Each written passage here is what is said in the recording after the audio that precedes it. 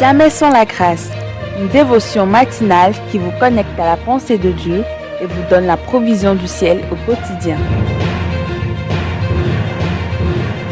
Bonjour, chers amis, chers internautes, chers téléspectateurs, nouvelle journée, nouvelle provision. Bienvenue dans cette deuxième dévotion de cette semaine. N'hésitez pas à partager ces dévotions, à les relayer. Si vous avez une question, un sujet de prière, n'hésitez pas non plus à nous contacter sur notre numéro plus 336 03 96 99 72. Que Dieu vous bénisse, Père. Merci d'intervenir dans la vie de nos internautes ce matin, peu importe le lieu, l'heure à laquelle ils nous suivent, tu es le même. Tu couvres le temps, tu es en dehors du temps et tu agis. Agiras encore maintenant au nom puissant de Jésus-Christ. Amen. Alors, chers amis, chers internautes, nous poursuivons notre aventure sur l'amour authentique, l'authenticité de l'amour. Comme on le disait hier, le Père n'a pas exigé que le Fils change, mais l'amour du Père va produire le changement dans le Fils. Et j'espère, je crois aussi, que c'est ce que l'amour du Père fait aussi dans nos vies, parce que nous savons qu'il nous aime, peu importe. Alors nous décidons que ce que nous allons faire va lui faire plaisir. Voyez-vous, c'est important de comprendre cela. Et le Fils prend la décision, mais Luc chapitre 15, le verset 20. Mais comme il était encore loin,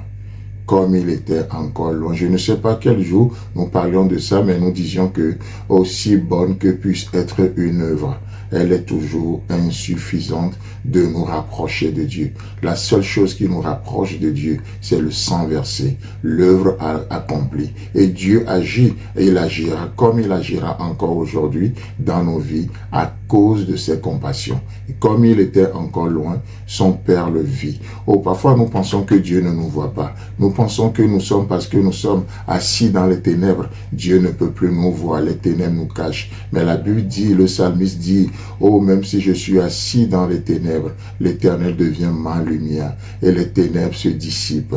Oh, même si je fais mon lit aux portes de l'enfer, là aussi l'Éternel y est. Où fuirai-je loin de ta face? Où irai-je loin de ton esprit? Nous dira le psalmiste, n'est-ce pas? C'est assez intéressant.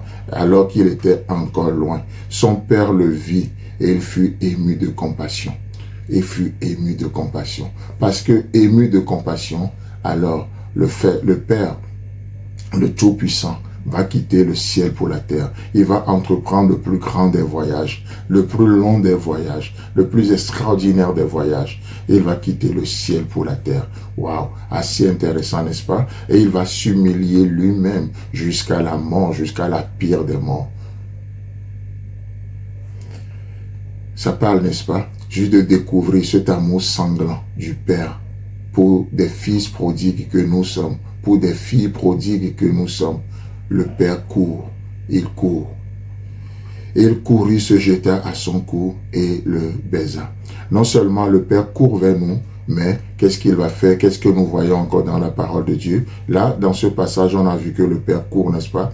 Mais non seulement il court, mais aussi nous remarquons dans la parole de Dieu, dans les Saintes Écritures, que ces paroles prononcées à notre égard, ces paroles prononcées à notre sujet, ces paroles courent aussi avec rapidité pour accomplir ce pourquoi elles sont prononcées, ce pourquoi elles ont été envoyées. Assez extraordinaire. La parole de Dieu ne diffère pas. Elle court aussi avec rapidité pour accomplir les désirs du Père. N'est-ce pas ce que nous voyons dans le psaume 147, le verset 15? Psaume 147, le verset 15 nous dit ceci.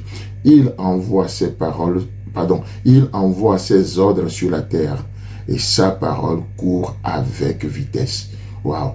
La parole de Dieu court avec vitesse pour exécuter les propos de Dieu, pour exécuter les intentions de Dieu, pour exécuter la volonté de Dieu. Et ce matin, j'entends l'Éternel prononcer des paroles de réconfort sur la vie de quelqu'un. Et ces paroles courent avec vitesse. J'entends ce matin l'Éternel prononcer des paroles de restauration sur la vie de quelqu'un. Et ces paroles court avec rapidité pour apporter cette restauration, pour apporter ce réconfort. J'entends ce matin l'Éternel prononcer des paroles de bénédiction sur la vie de quelqu'un. Et vous savez quoi? Je peux voir la parole de Dieu courir avec efficacité, avec rapidité pour atteindre l'objectif de Dieu. Dans la parole, dans la version parole de vie, il est dit, le Seigneur envoie ses ordres sur la terre et sa parole court aussitôt.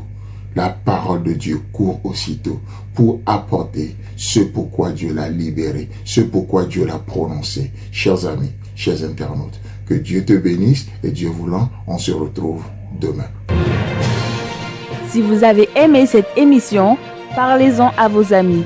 Parlez-leur du message de la grâce et de ce qu'il fait dans vos vies.